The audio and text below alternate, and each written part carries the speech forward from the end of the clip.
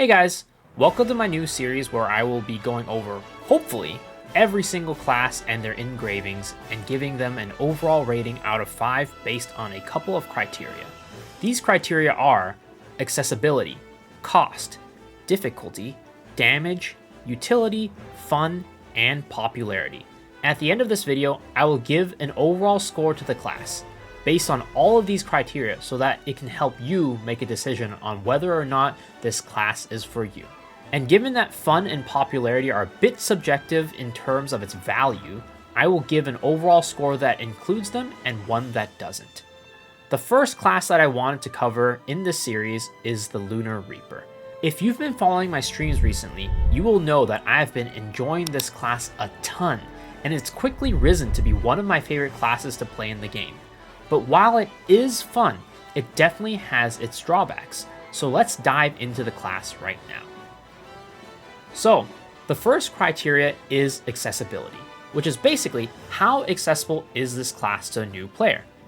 There are 3 things that go into this category: skill points, runes, and a small portion about gems. So, in the rune category, I would say that this is probably not going to be the best class for a new player. Being a meter-based class focused around the specialization stat, you will be required to have most, if not all, of your wealth runes for this class to feel smooth to play. But having said that, this class luckily does not require the second purple wealth rune to work.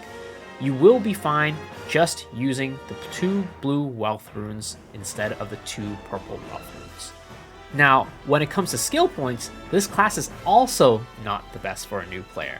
Given that you will need all of your skills to be at least level 10, you will need all 420 of your skill points unlocked to get all of your 3 damage skills to be level 12. While it's by no means a requirement to have them all at level 12, just know that you will be missing out on some of your damage if you don't have all the skill points available. Lastly, I also wanted to slightly touch on the gem requirements for this class. While I would never say that any class requires X level of gems, certain classes require higher level cooldown gems to feel smooth to play.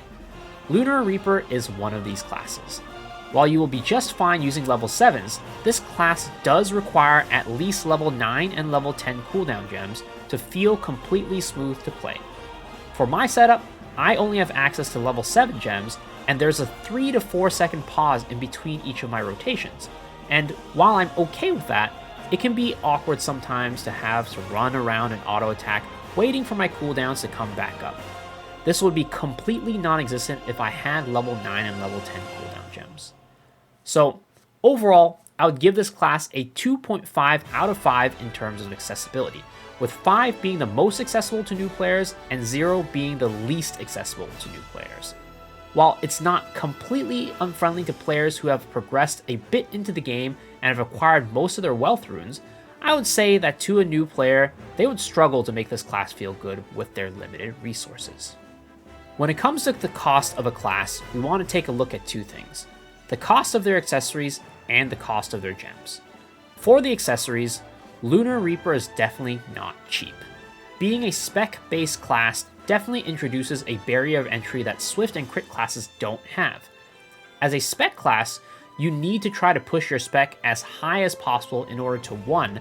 Output a respectable amount of damage and not do complete Z DPS, and 2. Make the class feel smooth, because having spec that is too low will hinder your ability to properly gain meter for your persona. So you will need to shell out a pretty penny in order to secure yourself some high quality accessories. In the gem department though, Lunar Reaper definitely has a bit of a leg up compared to some other classes in Lost Ark. Having only 3 main damage skills, the Lunar Reaper only needs 3 damage gems, reducing the cost of the class significantly. But, as I mentioned in the accessibility section, Lunar Reaper does need some high level cooldown gems in order to make the class function smoothly. So, with all these pieces in mind, I would give this class a 3 out of 5 in terms of cost, with 5 being the most expensive and 0 being the least expensive. While it is by no means the most expensive class out there, it isn't the cheapest either. Being a spec class and requiring high level cooldown gems to make the class feel smooth, the Lunar Reaper is definitely not a cheap class to make. The next category is difficulty. Basically, how difficult is this class to play? And when it comes to difficulty, the Lunar Reaper is by no means an easy class. Looking at the difficulty tier list that my chat and I came up with, Lunar Reaper was rated near the top of the second tier of difficulty. This was mainly attributed to a few aspects. The first area that Lunar Reaper players struggle with is the overall survivability of the class. Having one of the lowest HP pools in the game, comparable to that of Artist, Bard, Deadeye, and Gunslinger, Reaper players are definitely no strangers to the floor, as many boss attacks that would leave other classes fairly healthy will leave Reaper players running around and looking for a heal from their support. Lunar Reapers specifically are also a meter generation class, which means that players will need to keep track of how much meter that they have before they can use their persona and let go of their skills, which if played incorrectly can cause quite the headache and make any Lunar Reaper do Z DPS.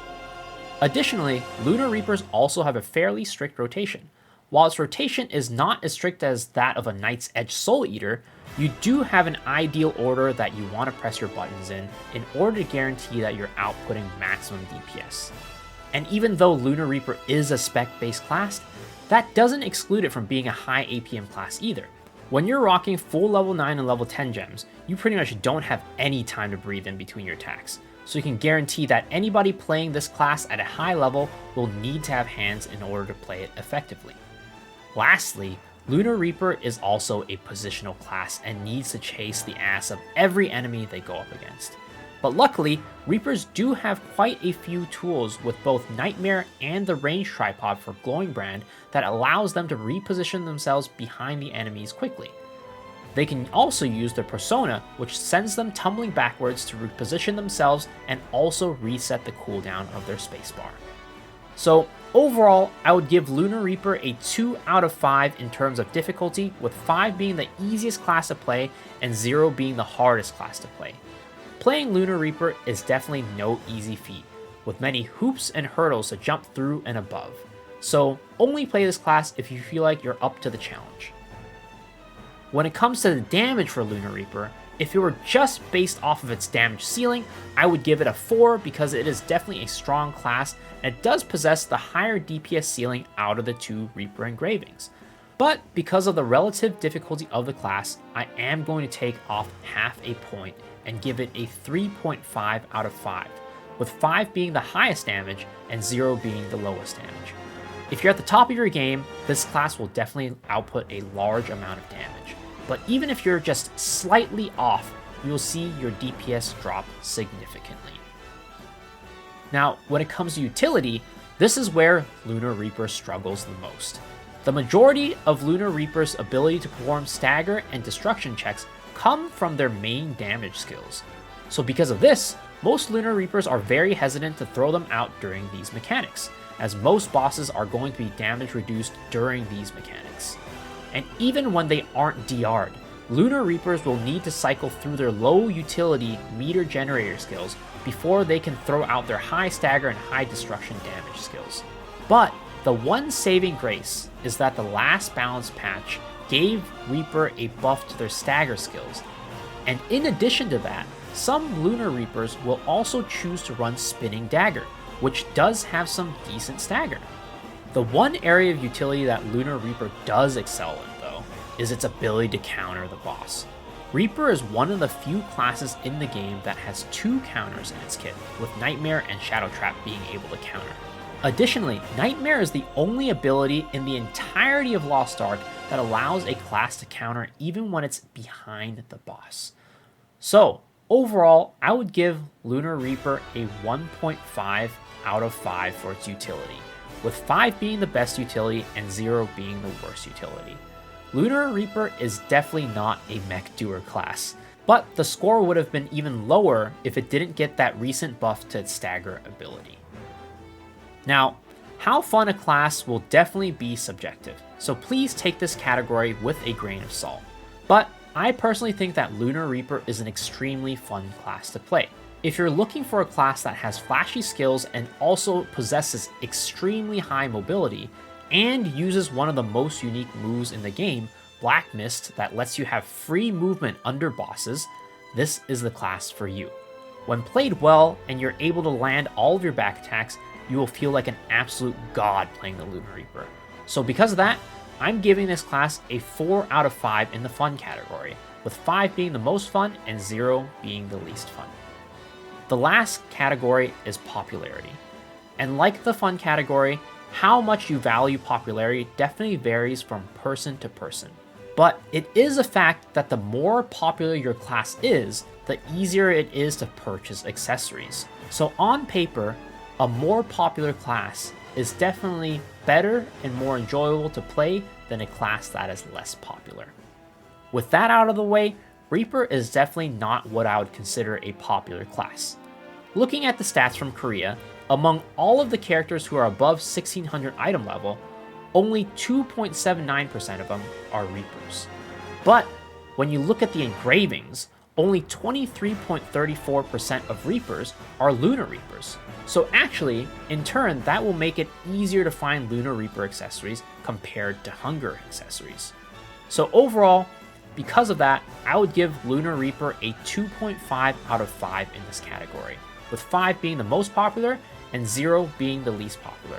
While Reaper is a fairly unpopular class in the grand scheme of things, it's not the most unpopular class, and the fact that Lunar is less popular than Hunger makes it so that it'll be a little bit easier for you to find accessories. So, taking all the stats that we've covered, Lunar Reaper has a 2.5 in accessibility, a 3 in cost, a 2 in difficulty, a 3.5 in damage, a 1.5 in utility, a 4 in fun, and a 2.5 in popularity. All of this rounds out to an overall score of 2.5 out of 5. And if you take the fun and popularity categories out, this class would still be rated a 2.5 out of 5. So there we have it. While Lunar Reaper is an extremely fun class to play, it's definitely one that I would not recommend to everyone. While it does do a fairly decent amount of damage, it's not quite the easiest class to play by any means. And when it comes to party contribution, you're pretty much better off bringing any other class than this one. But having said that, Lunar Reaper is still my favorite class to play at the moment. So if you're a mid to end game player looking for a challenge and want to play one of the flashiest, most mobile classes in the game, I would definitely recommend you give Lunar Reaper a try. So that's the video. Hopefully you guys enjoyed this video and learned something from it. If you did, please remember to hit the like button, hit the sub button, ring the bell for notifications, and also leave a comment down below letting me know if this has inspired you to play Lunar Reaper or inspired you to not play it. Let me know down in the comment section below, and as always, I stream every single night on twitch.tv/misoxshiru starting at 10 p.m. PST. So hopefully I'll see y'all on my stream, but if not, hopefully I see you guys on the next video. Alright guys, peace out.